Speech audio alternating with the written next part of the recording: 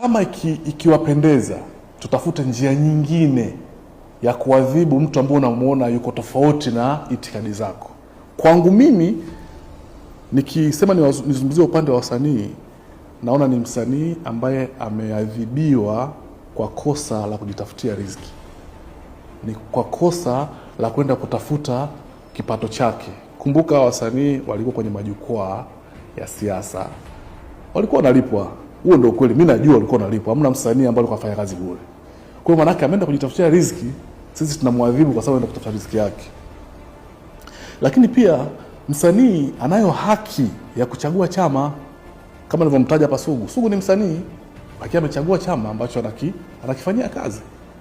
Nay tena Nay wa Mitego, naomba roho usikae kimya. Nay ni msanii na ni kijana wangu. Yeye mwenyewe atathubutu kabisa au atakiri kabisa, mimi ni mmoja kati ya watu nimemjenga Nay kuanzia anaanza kwenye muziki. Lakini hata alivyoamua kwenda kuchagua site au side ya chama, tulikaa tukaongea mimi na Nay.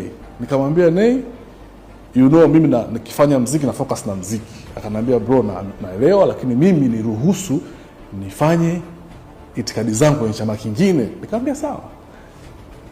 Nay sijawahi kumvunjia heshima, sijawahi kumnyima platform. Tena nakumbuka hata mwaka 2022 tulipata nafasi ya kufanya kampeni ya kuhamasisha watu kuchanja baada ya ile janga la COVID.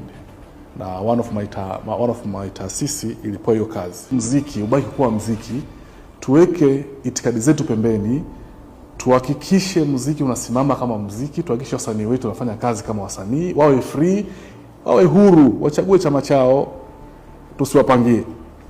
Wakiwa kazini tusiwapangie kazi gani wafanye. Kwa hapa nikiangalia kwa kina, nahisi kama tumewaadhibu kwa sababu wamesimama kwenye majukwaa ya chama. Guys, mimi nilikuwa ni mmoja kati ya watu ambao nimeshirikiana nao wasanii kwenye hizo shughuli za kichama. Boda wengi mlikuwa mnakusanya watu kuja kwenye hiyo mikutano. Vipi na nyinyi tuwafungie?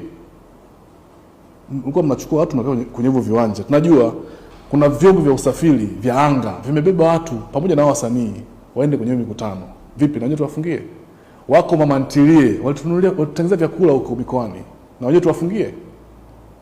Kwa kifupi, naona kabisa kuna dhamira nyingine ambayo hatuioni ya kutaka kuua muziki wa Tanzania bila sababu yote.